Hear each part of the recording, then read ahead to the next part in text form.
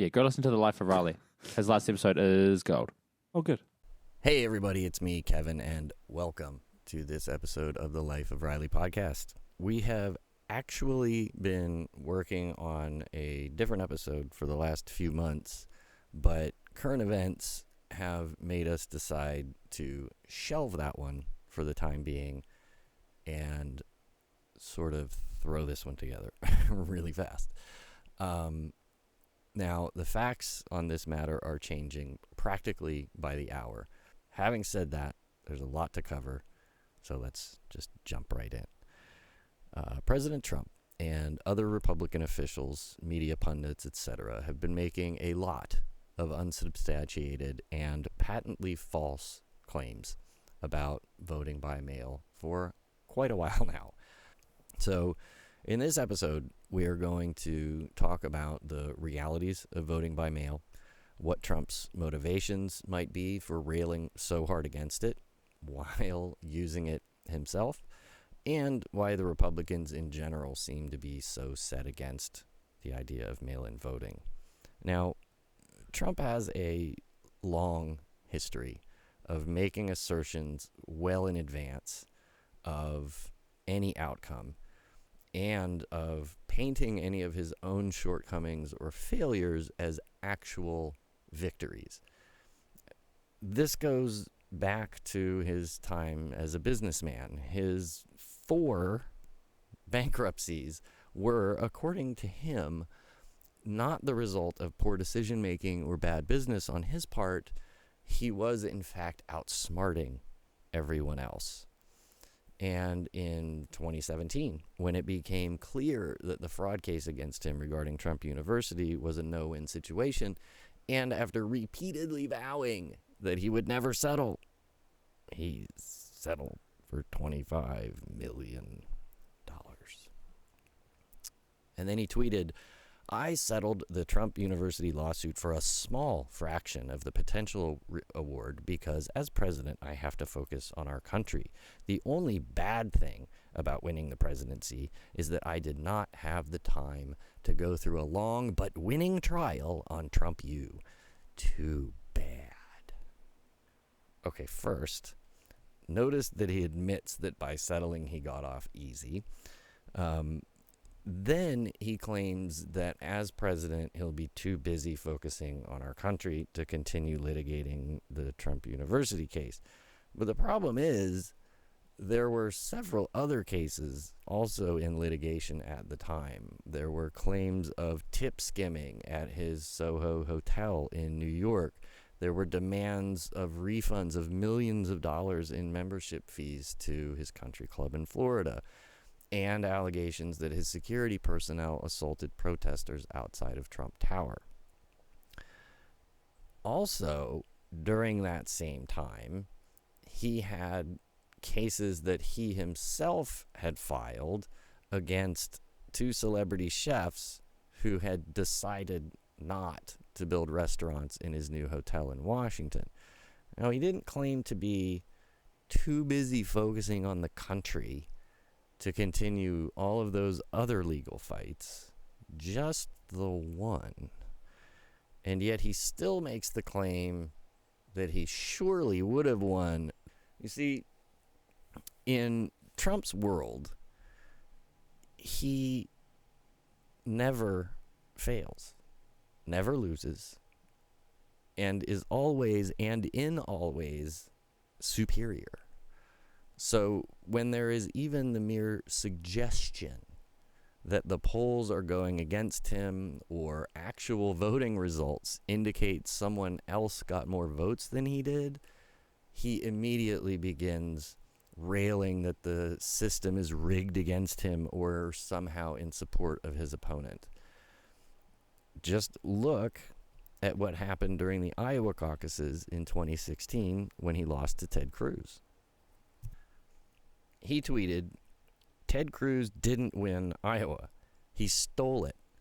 That is why all of the polls were so wrong and why he got far more votes than anticipated."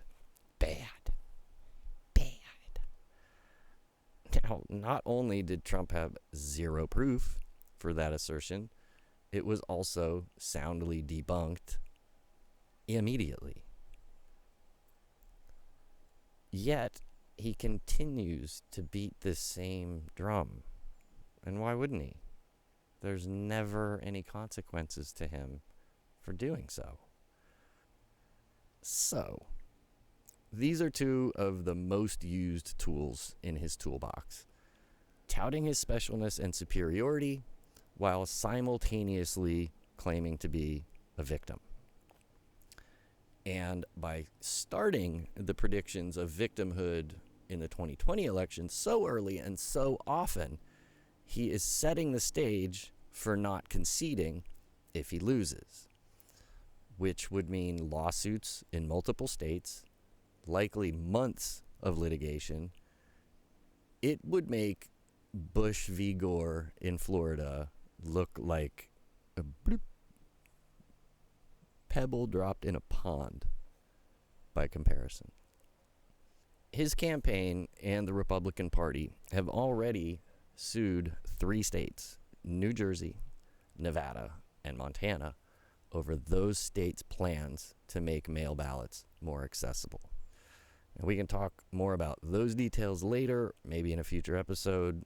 For the time being, I'm only mentioning these tactics to establish that he habitually employs them. There are dozens of other examples, so it's no surprise that he's doing it again with mail-in ballots.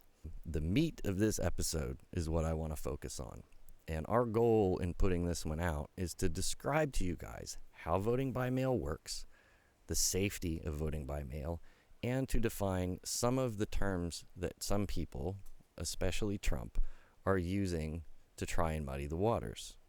So let's start by going over some of the things that Trump himself has said about voting by mail.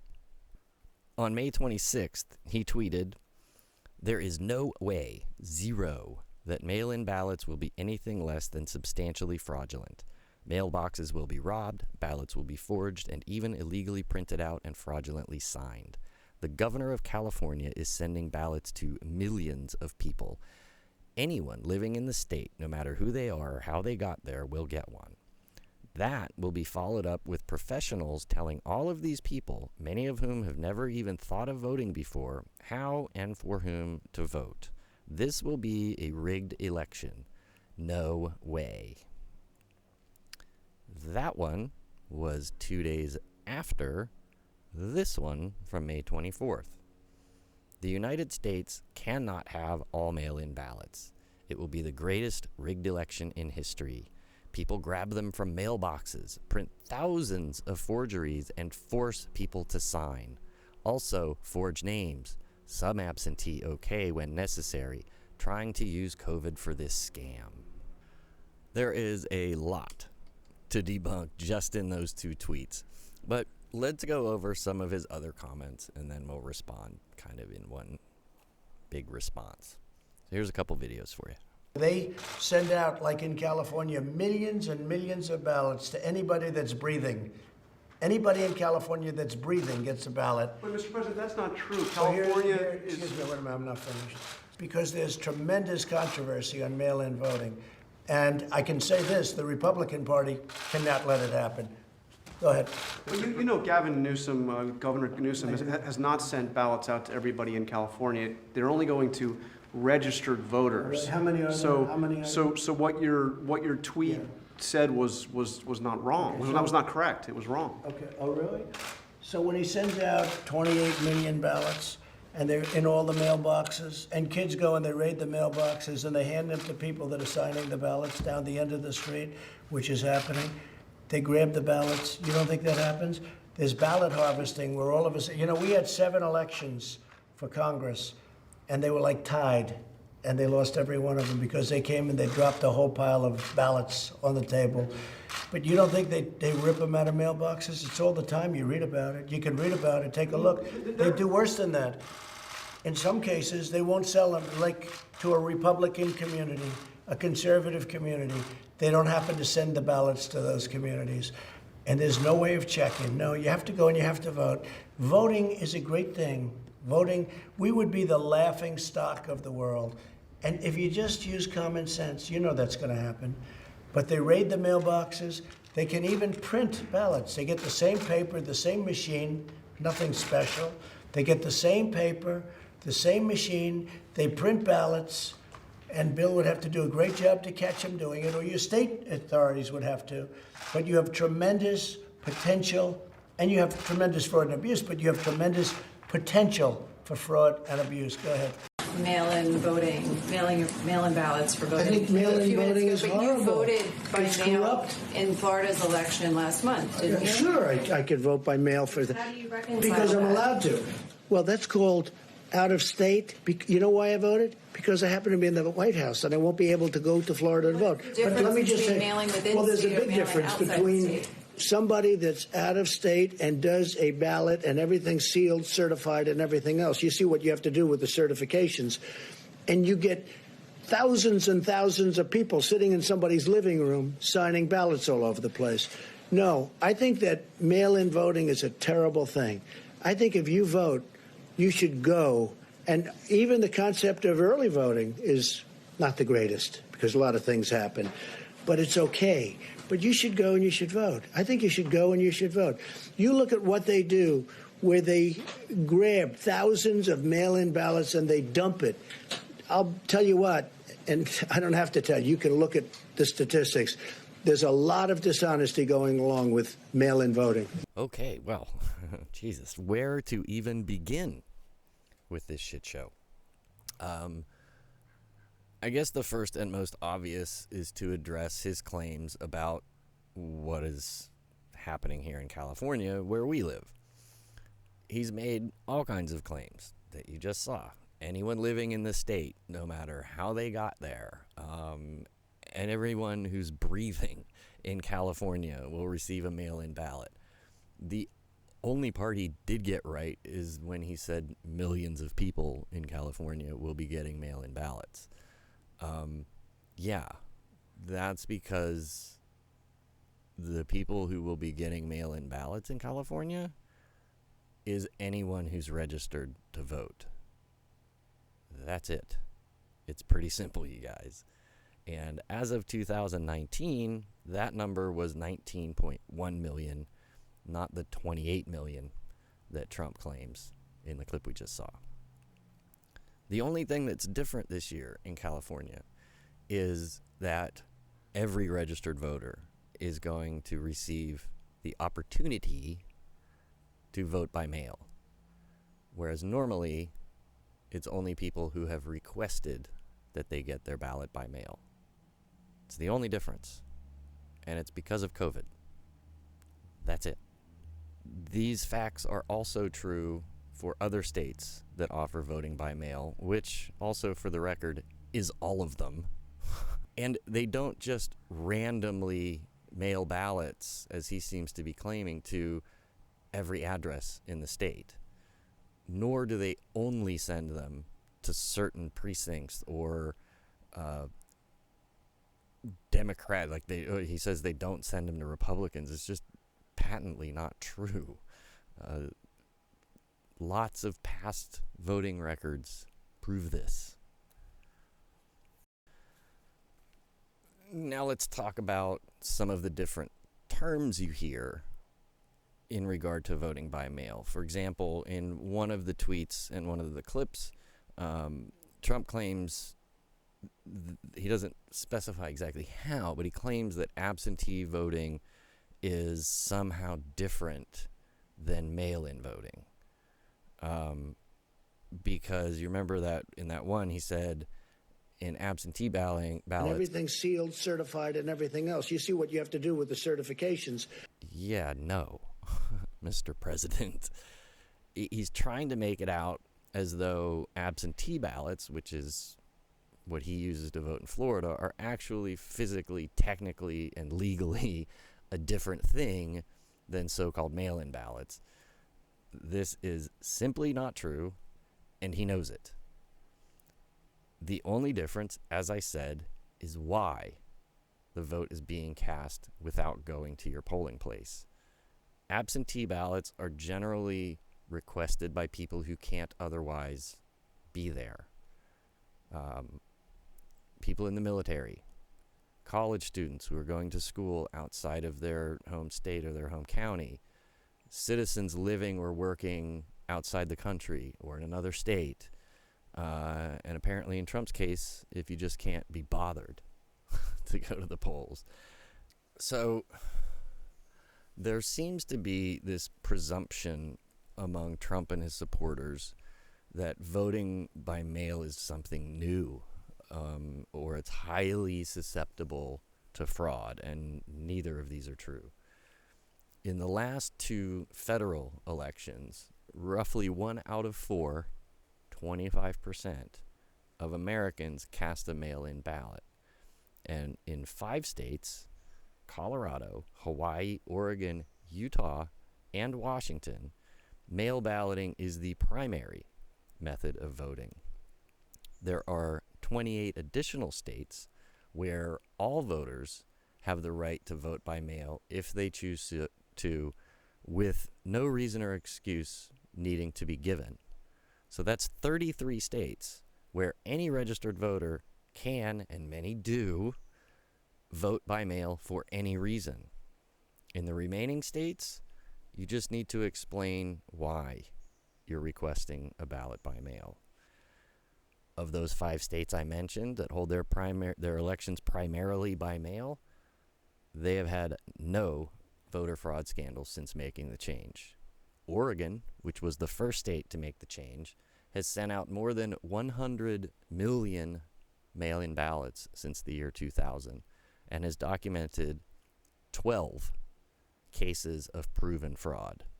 That is 0.00001% of all the votes cast during that time frame. Also, every state, including the 5 I just mentioned, still allow in-person voting to those people that prefer it. No one is forced to vote by mail. It's also worth noting the traditionally red state of Utah is on that list. There was an exhaustive investigative journalism analysis, is hard to say, you guys, of all known voter fraud cases from 2000 to 2012. And it identified only 491 cases of absentee ballot fraud. During that period, literally billions of votes were cast. It is more likely for an American to be struck by lightning than to commit mail voting fraud. Let's talk about the fraud prevention system for voting by mail. It has multiple tiers.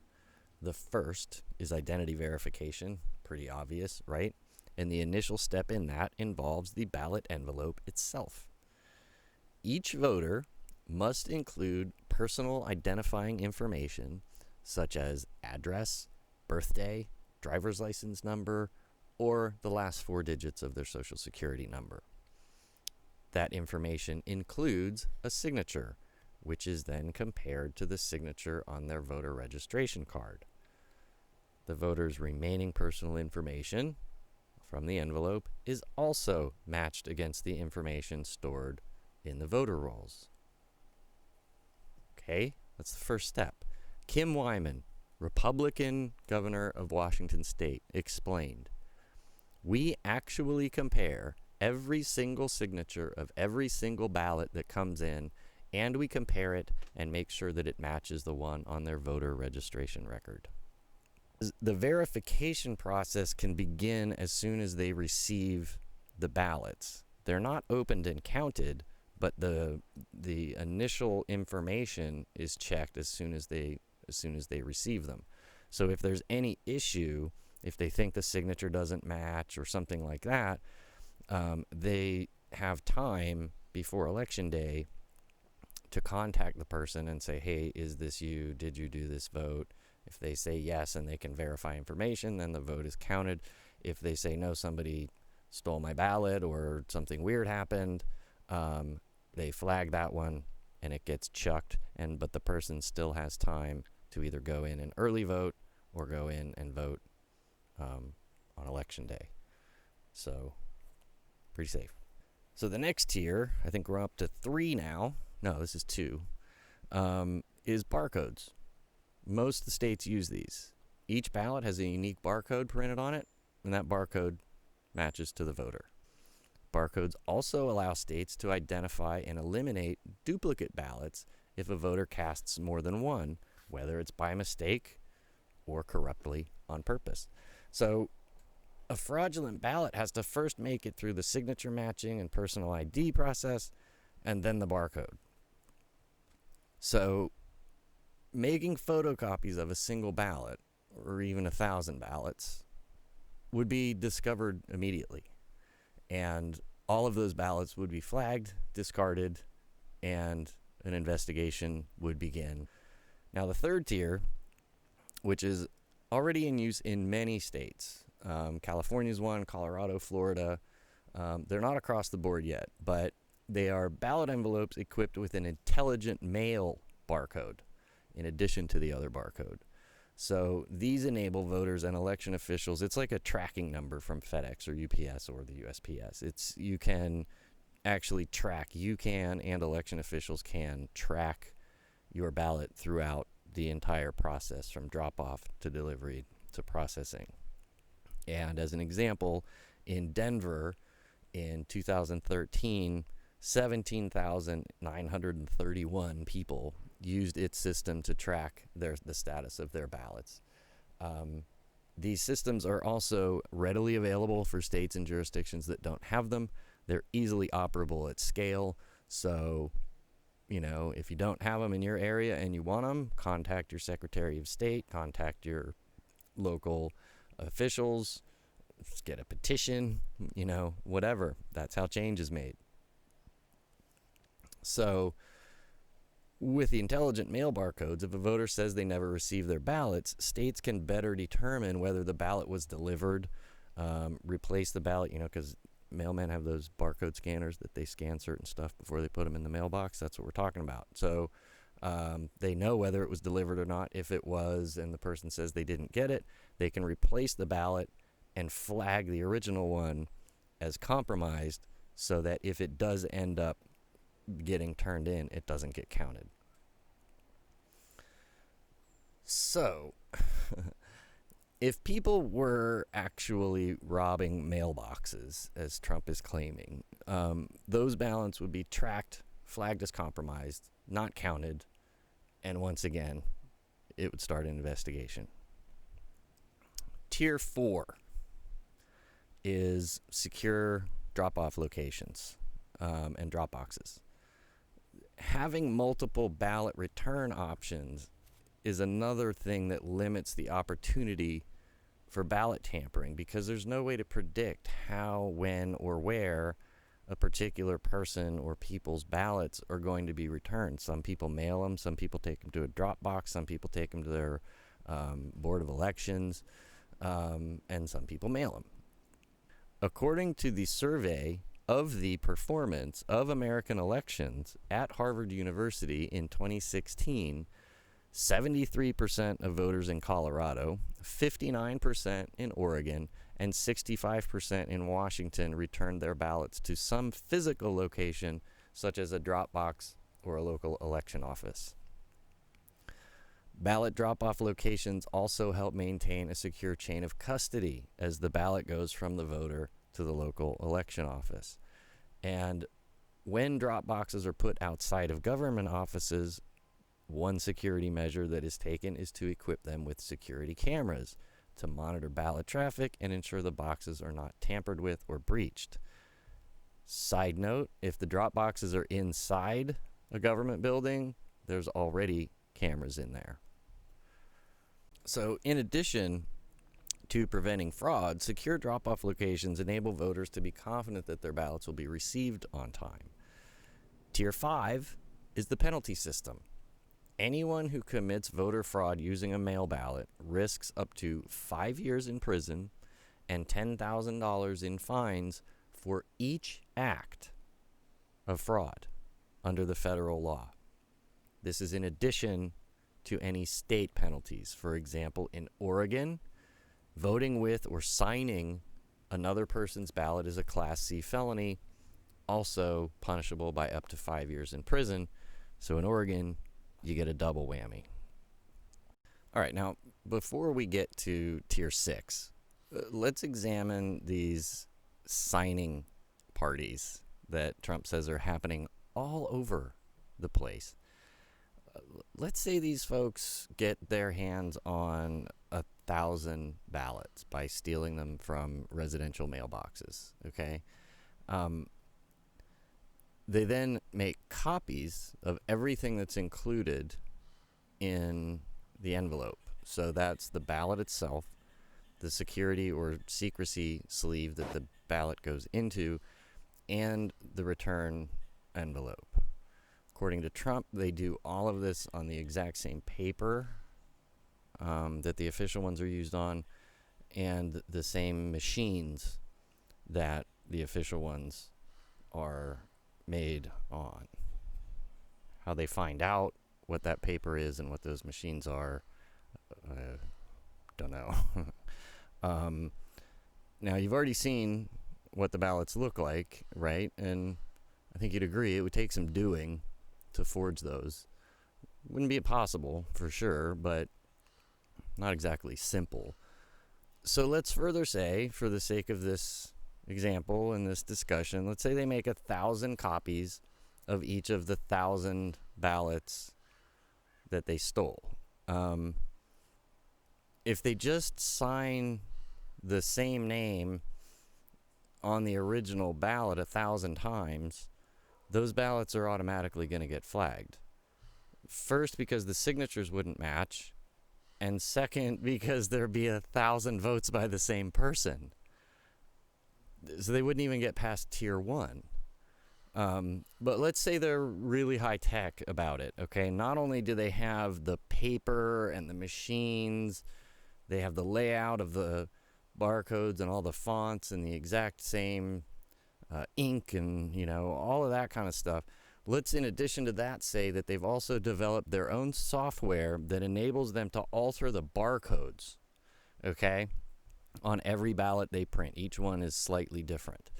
So then I guess they would create fake names for each one of the different barcodes, maybe. And then since they stole 1,000 and they made 1,000 copies of each one with the altered barcodes, now they have to sign 1 million signatures by hand. And even this would all be for naught because the barcodes wouldn't match any actual voters that the ballots were sent to. Or if they did match voters, it would be voters with different names or in different jurisdictions or with different personal information. Again, if they were able to somehow get past Tier 1, they wouldn't get past Tier 2. It would be an obvious sign of tampering and an investigation would begin. And what about the fact that election officials know exactly how many ballots they sent out? Don't you think they would notice if thousands more were coming back than went out? I think they might. I'm building this scenario using Trump's own claim that thousands of ballots are being stolen and copied in this way at a time all over the place. He claims that you read about it. Where? I am far from the only person that's looking into this shit, and I have yet to find a single incident or a person who's said a single incident that even remotely compares to what he's describing, the level to which he's describing. But let's now go the other way and assume our criminals aren't as ambitious as the ones I've described. Let's say they only steal a few dozen ballots. They still run into the same problems, and even if they're successful, it wouldn't be enough votes to make much of a difference. So let's say they stole 50 ballots and made 100 copies of each ballot. That is risking 25,000 years in prison and a $100 million fine before any state penalties for a measly 5,000 votes. Who is stupid enough to risk that against such a robust system? Maybe they're out there. I don't know. Just for fun, I did the math. The federal penalties for the first scenario that we talked about, that would be 5 million years in prison and a $10 billion fine. Totally worth it. Because you still get in trouble even if it doesn't work. Right? He also mentioned ballot harvesting. He kind of mentioned it as an aside. But it's worth pointing out that the only ballot harvesting case in recent years was by Republicans in North Carolina in 2018. It wasn't the candidate himself. It was people that worked for his campaign. Also, the tampering was discovered, the election was nullified, and the perpetrators were prosecuted. So, what might be the real reason that Trump and the GOP are so dead set against voting by mail? Well, one metric to look at is who is most likely to vote by mail. There was a poll conducted by NBC News and the Wall Street Journal during the second week of August of this year, and the numbers looked like this.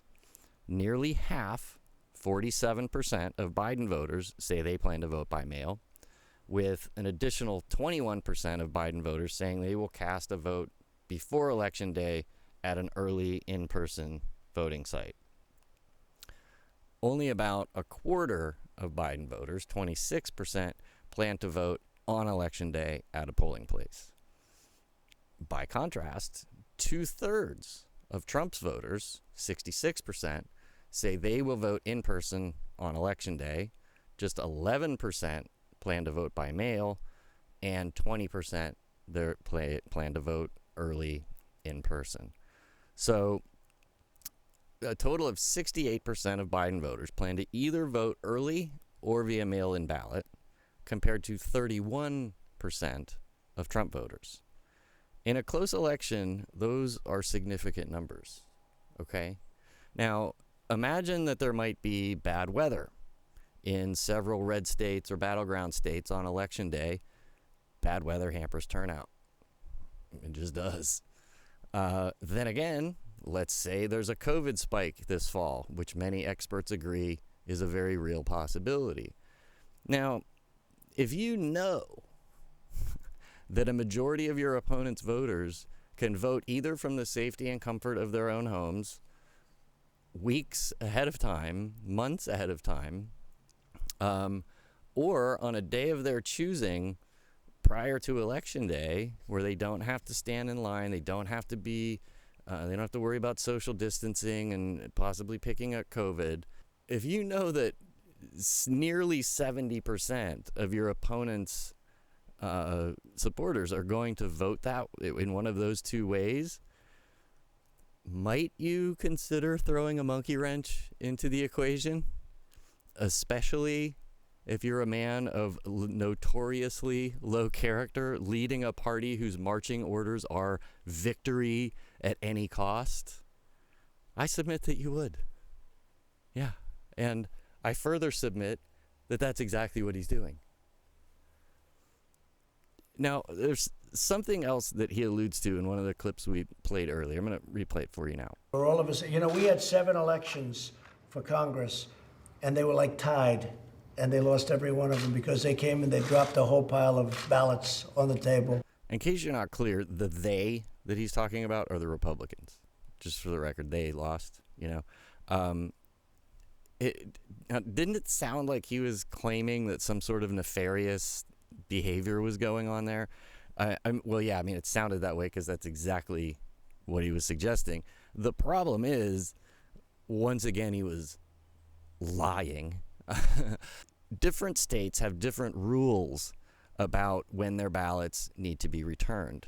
In 32 states, they must be received by Election Day, but in 16 states, they need to be postmarked by Election Day. So they go through the post office on Election Day, which means in the best of times it might be 2, 3, 4 days before they get to the election officials.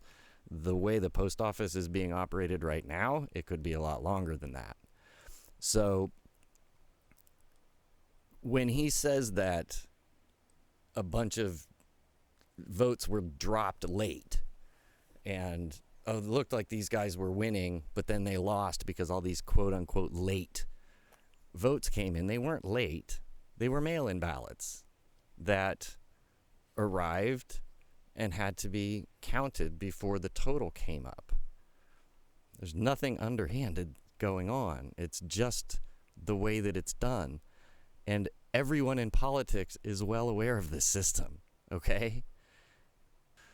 Now, you might be asking why I even showed you that map, let alone why am I talking about it? Well, if you look at some of the states that are in green, which means postmarked by Election Day, you've got states like North Carolina, Virginia, Ohio, Iowa, and Nevada.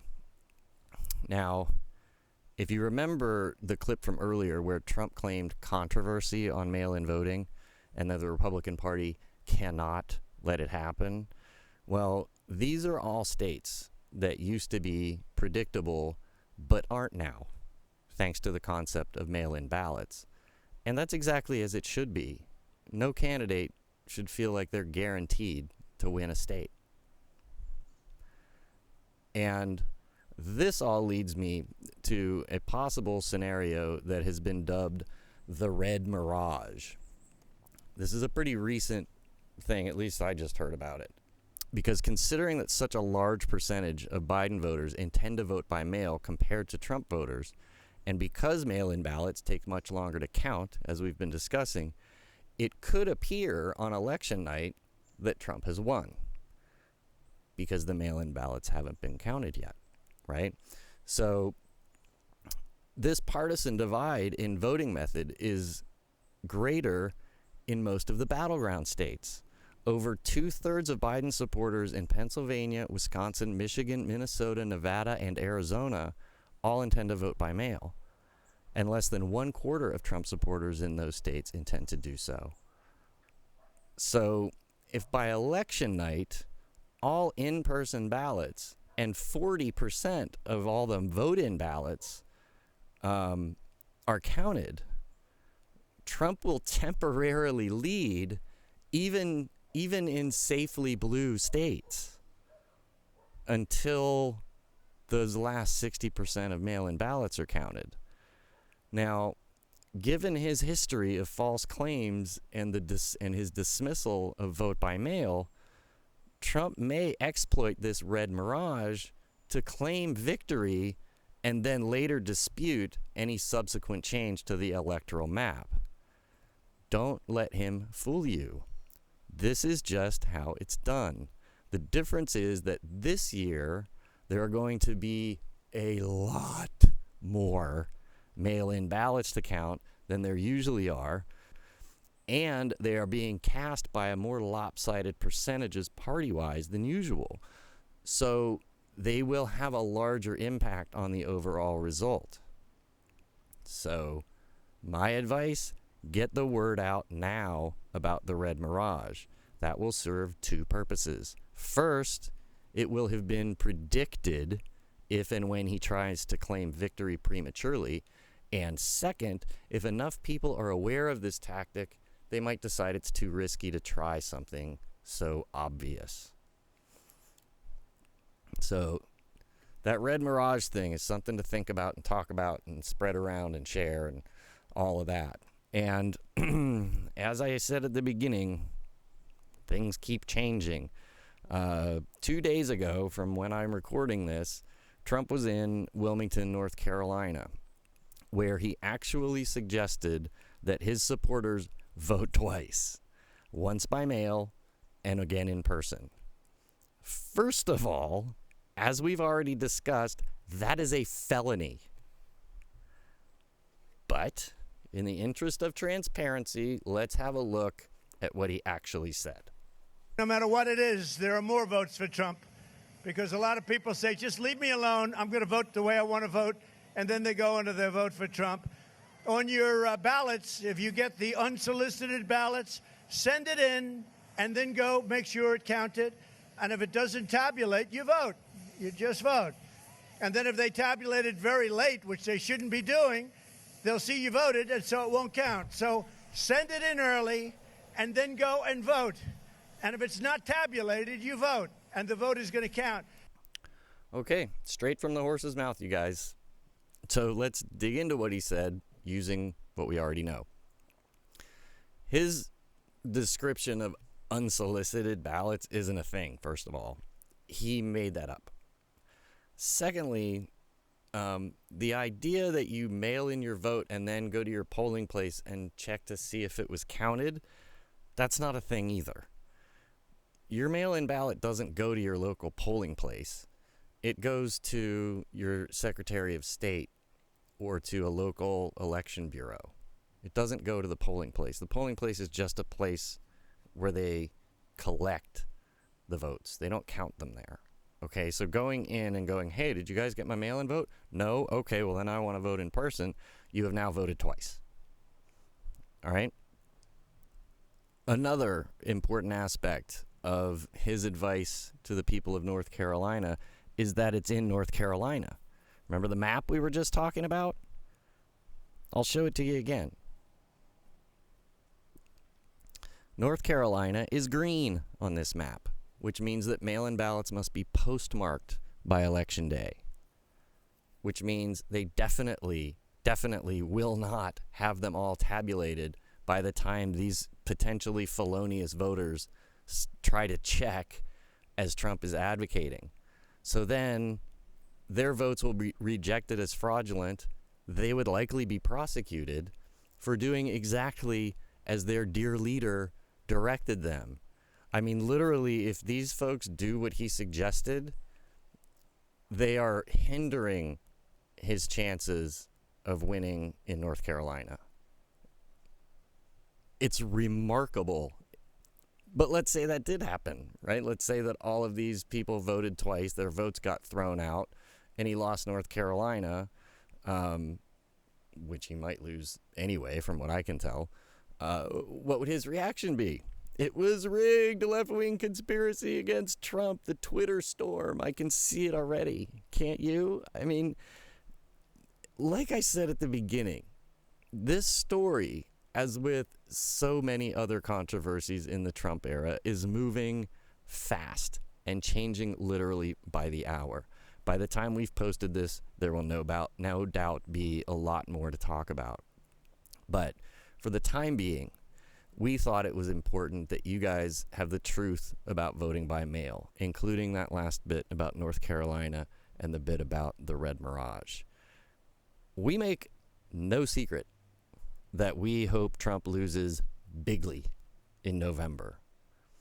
But we also want everybody's vote to be counted, regardless of who they choose to cast their ballot for. And trying to limit people in the ways that they can vote, or telling people to do potentially felonious things with their vote, is not a way to ensure a fair election. Don't let Trump's fear-based propaganda get to you. Keep searching through independent voices like ours. Share this video with anyone you know who is confused or concerned about voting by mail.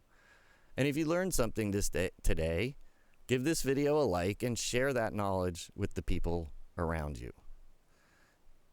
In closing, as always, my personal thanks to producer Wendy for keeping me on the rails when it feels like I've bitten off more than I can chew, which is just about every time. Also, as always, thanks very much to you all. This is our first YouTube video, but we have over 20 audio episodes of the podcast. I'll leave a link to our podcast website if you guys want to check out past episodes. I would suggest the one on voter suppression to get you kicked off. And if you like what we're doing here, give us a subscribe and hit that notification bell. And we'll see you next time. All right? Love you guys. Be safe. Be smart. And we'll see you in the next one. Bye-bye.